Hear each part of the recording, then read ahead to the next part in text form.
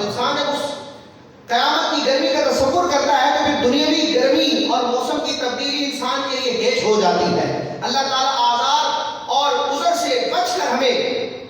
خوش دلی کے ساتھ رضائے مولا کے لیے، حصول جنت کے لیے، پیارے محبوب علیہ السلام کی رضا کے لیے روزے رکھنے کی توفیق عطا فرمائے۔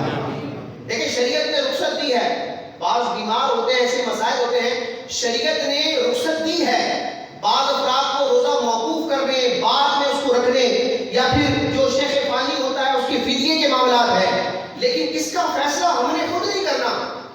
کہ مجھے نزلہ ہے، مجھے بخار ہے، مجھے مثال کے طور پر کوئی بھی تکلیف ہے جسم میں، تو اس وجہ سے میرے لیے روزہ چھوڑنے کی رخصت ہو گئی۔ یہ فیصلہ مفتی اسلام کرتا ہے۔ جو دین کی سمجھ رکھنے والا ہوتا ہے، دین کے اصول و قوانین کو جانتا ہے، وہ فیصلہ کرتا ہے کہ اب اس بندے کی جو کنڈیشن ہے جسمانی کے اعتبار سے، بیماری کے اعتبار سے، اسے روزہ چھوڑنے کی اجازت ہے یا نہیں ہے۔ تو اگر کوئی بیمار ہو، کوئی ضعیف ہو، تو میرا مشورہ ہوگا کہ وہ رمضان آنے سے پہلے اپنی ساری کیفیت کسی مفتی اسلام کو، کسی مفتی صاحب کو، کسی عالم دین کو بیان کرے، اور اگر شریعت اجازت دیتی ہے تو پھر روزہ موقوف کرے، ورنہ لوگوں کے بہکانے پر کہ روزہ رکھو گے تو طبیعت بگڑ جائے گی، رب تبارک و تعالیٰ ایسے ہیلو بہانوں سے ہمیں محفوظ و معمول فرمائے۔ حالانکہ در حقیقت دیکھا جائے تو روزہ جو ہے وہ انسان کی صحت کے لیے ایک عظیم نسخہ ہے، عظیم عمل ہے۔ سرکار علیہ السلام جو طبیبوں کے بھی طبیب ہیں، فرماتے ہیں صوموا تصحوا، روزہ رکھو صحت مند ہو جاؤ گے۔ حدیث بیان کرنا اور سننا تو بڑی فضیلت کی بات ہے، مجھے بیان کرتے ہوئے بھی بڑا مزہ آ رہا ہے، آپ کے بھی ایمان کو جلا مل رہی ہے، لیکن پریکٹیکلی جب نبی کریم علیہ السلام کے فرامین پر اعتماد کر کے انسان روزہ رکھتا ہے تو اس ذوق اور اس شوق اور اس عبادت کی لذت کا مزہ ہی جدا ہوتا ہے۔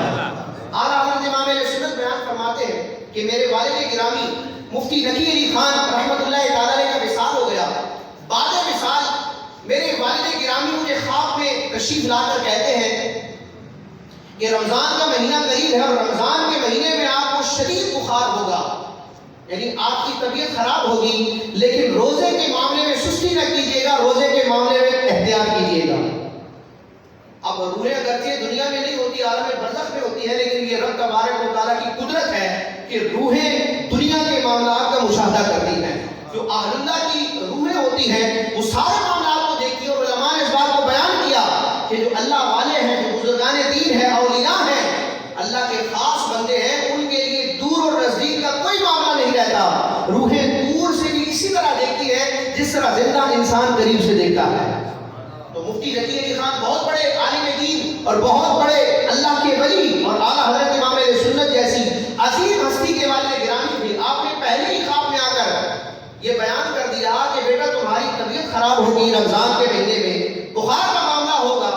بیماری آئے گی، لیکن روزوں کے حوالے سے اہتمام کرنا۔ اعلیٰ حضرت فرماتے ہیں بالکل ایسا ہی ہوا، رمضان کا مہینہ آیا اور میری طبیعت خراب، اور ڈاکٹر نے بھی کہہ دیا کہ آپ کی جسمانی اعتبار سے کنڈیشن ایسی ہے کہ روزہ آپ کے لیے نقصان دہ ہے، آپ روزے کو موقوف کر دیں، اس کی بعد میں قضا کر لیں۔ لیکن اعلیٰ حضرت فرماتے والد گرامی کی وصیت تھی، میں نے روزے کو ترک نہ کیا، کیونکہ پیارے آقا علیہ السلام نے پہلے ہی ارشاد فرما دیا تھا صوموا تصحوا، روزہ رکھو صحت مند ہو جاؤ گے۔ الحمدللہ رمضان کا مہینہ آیا، بیماری بھی آئی، میں نے روزہ رکھا، رب تبارک و تعالیٰ نے روزہ رکھنے کی برکت سے مجھے شفا عطا فرمائی، اللہ ایسا توکل بھی عطا فرمائے، ایسا جذبہ بھی عطا